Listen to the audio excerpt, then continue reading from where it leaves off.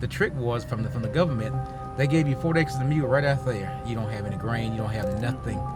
They put you out of the system. So that means you had to survive. So there was a very few people could survive. They had to go back to the plantation. When I was growing up, everybody had a garden, right?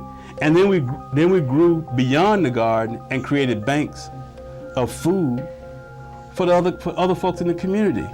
That's how we got started here in the U.S. We planted. We created food items. We were the engineers and technologists of food. In the diaspora, they discovered that we had skills. We could actually grow rice. It was with 7 of us, and my mom and dad, it was 9 of us. And we ate good, because we raised the food. Now, every person now don't raise no food, they go buy it. You wait on the little food stand though. I was a sharecropper, and a sharecropper is really interesting with it.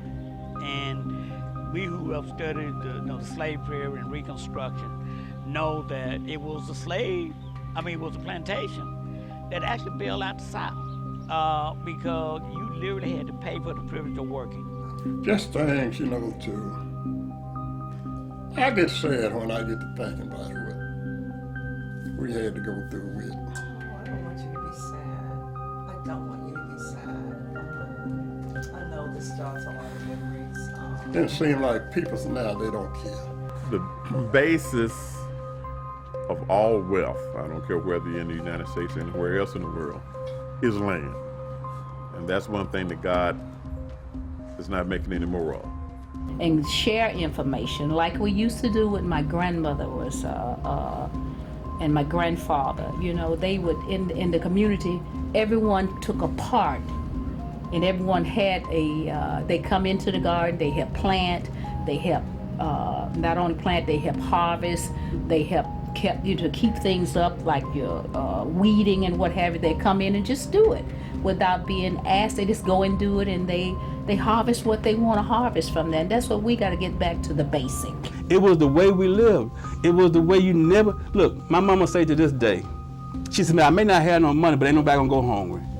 Reflect on where I lived in Chicago and how majority of the people, they get their food from a corner store. And that corner store does not really have fresh fruits and vegetables. There's not a fresh fruits and vegetable aisle in the corner store, but they have a butchery in the back. They're feeding you meat, they're feeding you all this other stuff, but you can't get a good apple. You know what I mean? It's little things like that when I'm looking back. And then we wonder why kids in Chicago are going crazy. We wonder why they, you got babies with post-traumatic stress watching their brothers and sisters get killed every day, and they can't even get a good meal. Black people would try to borrow money.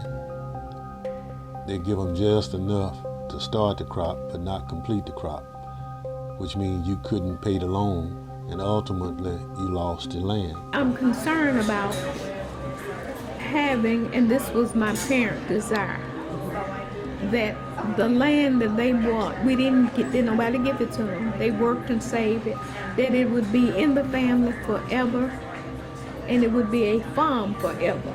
A lot of people don't have just simple life insurance in place. So when they're passing away, they're selling the tractor, they're selling the things that allow the farm to keep going, just to pay the bills, or just to pay the back debt, or just to bury that loved one. They're closing me down, therefore causing me to lose those 4 properties in excess of $2 million as a result of the illegal closing my business. We were always taught to keep it in the family, no matter what, If somebody didn't want it, keep it in the family. Sell it to somebody within the family. But like I said, back in those times, my granddad was just doing the best he could to keep them from, because he used to MDOT, put gravel pits on him. They paid the hookers. They paid my grandfather for ingressing and egressing across this land. But if he had said, this is my land, back in them times, you see, I remember when you couldn't just look a white person in the eye and say nothing. I remember these times. I'm 70 years old. 'cause I have worn the most prestigious uniform that can be put on your back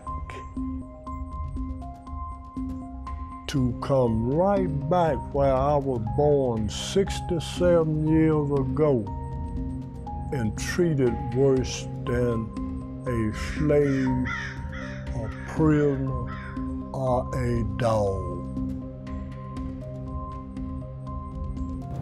I didn't want to be in this position, but this is the position that they forced me in. So I have no choice but to try to fight for the inheritance that we were to leave our son, my wife and I to leave our son. Magnolia Plantation. All over yonder on 82, so-and-so plantation. If you want to wipe out the American Confederate flag, you need to wipe out them signs with plantation on them. We have to start using the system, the monies that we pay in taxes on, that white farmers, I'm gonna say it on this show, have mastered. They're getting these monies direct deposit into their checking account, and we're still saying, oh, I'm competing with them because I'm growing just as nice as beans and corn as he is. Yeah, you are growing that crop, but you're not competing with him. He's getting a freebie in his account, and you're solely dependent upon what your crop is going to pay at the market. He's way ahead of you. He's been getting it for years. You never got it, and he's going to get it again next year. To suppress, depress, and oppress a black person. Man, you need to be quiet. All that, I don't need to be quiet. Hell, you need to make up some noise. Because if I didn't have the fear walking in a land I've never been in my life, I damn sure ain't got none here. Let that be the end of the day.